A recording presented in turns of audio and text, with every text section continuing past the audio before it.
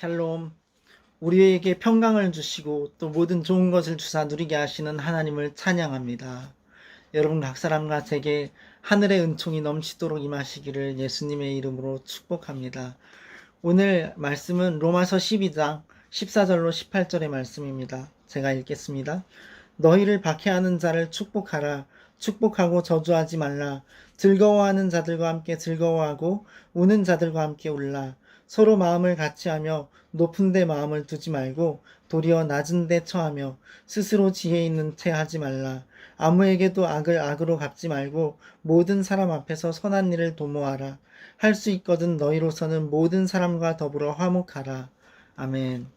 그리스도인의 새 생활 2, 두 번째 시간입니다. 로마서 12장 14절로 18절 그리스도인의 생활에 대한 권면이 나오는데요. 사실 이것은 로마서 12장 1절 2절의 적용편이죠. 이 1절 2절을 보면 너희 몸을 하나님이 기뻐하시는 거룩한 산 제물로 드리라. 이는 영적 예배니라 그럽니다. 그러면서 이 세대를 본받지 말고 마음을 새롭게 함으로 하나님의 선하시고 기뻐하시고 온전하신 뜻이 무엇인지 분별하도록 하라. 분별한다는 건 인정한다는 뜻이죠. 그래서 오늘의 이 그리스도인의 새 생활에 말하는 14절부터 18절의 말씀이 하나님의 선하시고 기뻐하시고 온전하신 뜻이라는 것입니다.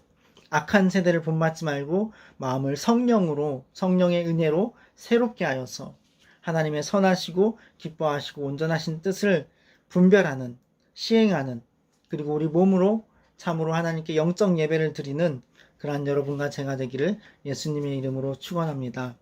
14절에 보시면 너희를 박해하는 자를 축복하라.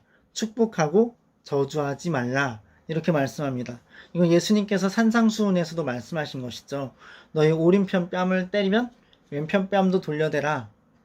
너희 보고 오리를 같이 가달라 그러면 시민이도 같이 가줘라. 이게 말하자면 옛날에 로마 군병이 이스라엘 백성이 있으면 아무나 불러다가 무거운 거 들고 같이 동행하게 강제적으로 시켰단 말이죠. 근데 오리를 그걸 들고 가달라 그러면 심리까지도 가주라 이거예요. 예수님은 이러한 엄청난 교훈을 하셨습니다. 여기서 박해하는 자를 축복하라. 축복하고 저주하지 말라. 이 말씀도 이런 산상수훈의 예수님의 말씀에 영향을 받은 건데요. 원어로 보면 축복한다는 말이 좋게 말하다, 칭찬하다 이런 뜻이고 축복한다는 말을 하나님께 사용하면 찬양한다 이런 뜻이 됩니다. 또 하나님께서 우리에게 성도에게 축복한다 이 단어를 사용하면 복주심을 의미하고요. 우리가 다른 사람에게 축복한다 사용하면 축복하는 것을 의미합니다. 그래서 이것은 우리가 용서하는 것도 포함하는 것이고요. 하나님의 크신 은혜를 바라는 것도 포함하는 것입니다. 그러니까 나로서는 할 수 없는 것이죠. 이런 엄청난 일, 박해하는 자를 축복하고 저주하지 않는 일, 이것은 나로서는 할 수 없는 일입니다. 우리 본성의 법이 아니라 성령의 법으로 해내는 것입니다. 성령의 능력으로, 성령의 충만함으로 내주하시는 그리스도를 사랑하고 그리스도를 따름으로 그 선한 목자이신 예수 그리스도의 자비하신 요청하심으로 말미암아 우리의 양심이 성령의 뜻을 쫓아서 원수도 사랑하고 박해하는 자도 축복할 수 있는 것이에요. 저주하지 않을 수 있는 것이에요. 15절에 보면 즐거워하는 자들과 함께 즐거워하고 우는 자들과 함께 울라 이렇게 말씀합니다. 우리 자신이 즐겁든지 슬프든지 그것은 잊어버리고서 다른 사람의 처지를 긍휼히 여기고 불쌍히 여기고 함께 슬퍼하는 사람과는 함께 슬퍼하고 즐거워하는 사람과는 함께 즐거워하는 것, 이것이 사랑으로서 가능한 것입니다. 성령님의 인도를 받아야 한마음이 될 수 있는 것이죠. 그래서 진정한 그리스도인은, 우리 진정한 그리스도인 모두 되기를 축원합니다. 진정한 그리스도인은 선한 것을 함께 즐거워합니다. 그리고 곤경에 처한 사람, 불행을 당한 사람, 그 슬픔에 함께 그리스도의 몸에 각 지체로서 한 몸을 이룬 한 하나님, 한 그리스도, 한 성령을 받은 자로서 함께 슬퍼하고 같은 슬픔을 함께 합니다. 16절을 보시면 서로 마음을 같이 하며 높은 데 마음을 두지 말고 도리어 낮은 데 처하며 스스로 지혜 있는 채 하지 말라. 이렇게 말씀합니다. 서로 마음을 같이 하라 라는 뜻은 그리스도 안에서 같은 목적을 지향해야 된다라는 것입니다. 같은 생각을 가져라 라는 것이죠. 빛된 선행으로 하나님께 영광을 돌리라는 뜻도 있습니다. 여기서 그리고 높은 데 마음을 두지 말라 이렇게 말하는 것은 자기 수준을 망각하고서 분에 넘치는 기이한 일에 뜻을 품지 말라라는 것입니다. 그리고 도리어 낮은 데 처하라 이렇게 말합니다. 낮은 데 이거는 비천한, 겸손한 이런 뜻을 갖고 있고요. 자신을 생각함에 있어서 겸비하는 것, 이것을 의미하는 것입니다. 우리가 구약 성경에도 보면 하나님 아버지 앞에서 자신을 겸손하게 할 때 금식하며 겸비하였다 이런 이야기가 있고, 우리가 겸비하고 하나님의 얼굴을 구하고 악에서 떠나면 그 땅을 고쳐주신다 그런 말씀도 있죠.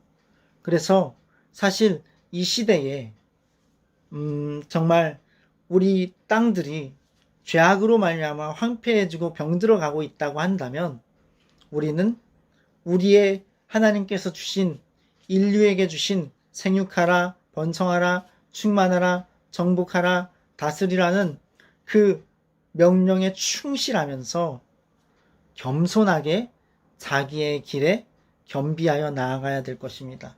봉사의 일을 해야 될 사람은 봉사의 길로 가고, 헌신의 길로 가야 될 사람은 헌신의 길로 가고, 자기가 정말 섬겨야 될 사람, 섬겨야 될 사역이 있다면 그 사역으로 들어가고, 그런 겸비함이 우리로 하여금 세상을 향하여 손가락질하는 것보다 훨씬 더 효과적으로 하나님께서 죄를 제하시고 땅을 고치시는 역사가 일어나게 할 것입니다. 그리고 여기 보면 스스로 지혜 있는 채 하지 말라 이렇게 말씀합니다. 스스로 지혜롭게 생각한다는 것은 지혜 없는 미련한 자들의 그 생각이 그렇습니다. 나는 스스로 지혜롭다, 이거는 미련한 자들이 스스로 지혜롭게 생각하는 겁니다. 지혜 없는 자들이. 그래서 스스로 지혜 있는 채 하지 말라 이렇게 말씀하고요. 17절을 보시면 아무에게도 악을 악으로 갚지 말고 모든 사람 앞에서 선한 일을 도모하라 이렇게 말씀합니다. 아무에게도 악을 악으로 갚지 말고. 세상은 악하게 갚습니다. 세상은. 그리고 더 크게 갚고 싶어 합니다. 악을. 그리고 또 심지어 어떤 세상 가운데 있는 자들은 자신의 범죄를 은폐하기 위해서 선한 것에 대해서까지도 악으로 갚아서 죽이려 하기도 합니다. 완전히 덮어버리려고 그러기도 해요. 그러나 성령님이 내주하시는 성도는, 그리스도 예수님의 백성은 높은 자나 낮은 자나 가난한 자나 부한 자나 교회 안에서 어떤 직분을 맡고 있든지 지도자나 세신자나 성도는, 그리스도인은 선으로 악을 이깁니다. 세상의 반대입니다. 선으로 악을 이깁니다. 여기서 보면 모든 사람 앞에서 선한 일을 도모하라 이렇게 말씀합니다. 모든 사람 앞이란 건 신자에게나 불신자에게나 선한 일을 도모하라 하는 것입니다. 모든 사람 앞이란 건 주님 앞에서라는 것도 포함하는 것입니다. 주님 앞에서의 선한 일을 도모함이 모든 사람 앞에서의 선한 일을 도모함과 별개가 아니기 때문입니다. 이어져 있기 때문이죠. 그래서 자연적이고 도덕적인 선한 일을 도모하라 라는 것입니다. 선한 일을 미리 생각하고 간구하고 몰두하라 라는 것입니다. 선을 행하라는 적극적인 명령인 것이죠. 선한 일에 자신을 몰두하게 그렇게 하나님께서 우리에게 말씀을 통하여서 알려주셨습니다. 끝으로 18절을 보시면 할 수 있거든 너희로서는 모든 사람과 더불어 화목하라. 이렇게 말씀합니다. 사실 모두와 평화하는 것은 어려울 수도 있습니다. 인간의 애씀만으로는 불가능할 수 있죠. 평화를 위해서 예수께서 이 땅에 오셨습니다. 예수님은 십자가 그 고난을 통하여서 하나님 그 나라, 하나님 의에 우리가 참여할 수 있도록 하나님과 우리 사이에 가로막고 있던 죄의 짐을 다 청산하셨습니다. 그래서 근본적 화평함이 이루어졌습니다. 거짓 평화가 아니라 뿌리로부터 완전한 평화가 이루어졌습니다. 우리가 하나님의 성령의 열매를 맺는 성령나무가 되었습니다. 성령의 열매를 맺는, 과실을 맺는 열매를 보면 그 나무를 알지니 우리가 예수님 짤이 나무가 된 거예요. 예수님의 십자가를 통하여서 죄값이 청산되었기 때문에 하나님의 인자만 남아 있습니다. 여러분 각 사람 한 사람 한 사람에게 저에게 우리에게 하나님의 인자하심만 남아 있습니다. 하나님의 긍휼히 여기심만 남아 있습니다. 하나님의 복주심만 남아 있습니다.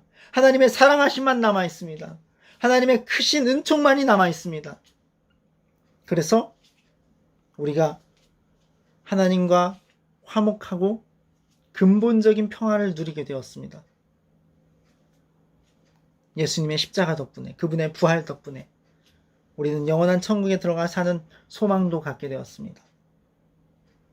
이렇게 예수님은 이 땅에 평화를 위해 오셨습니다. 그래서 성도된 우리들도 화평케 하는 자들인 것입니다. 화평케. 이렇게 그리스도인의 새생활 2라는 제목으로 로마서 12장 14절로 18절을 말씀을 드렸는데요. 제가 이 1편과 2편 영상 모두 호크마 종합 주석을 활용을 했고요. 이것이 참으로 우리가 드릴 영적 예배이고 우리가 하나님의 선하시고 기뻐하시고 온전하신 뜻이라는 것을 우리가 항상 늘 생각하고 순종하는 삶을 살아가기를 주 예수님의 이름 안에서 축복하며 축복하고 축복합니다. 평안하십시오.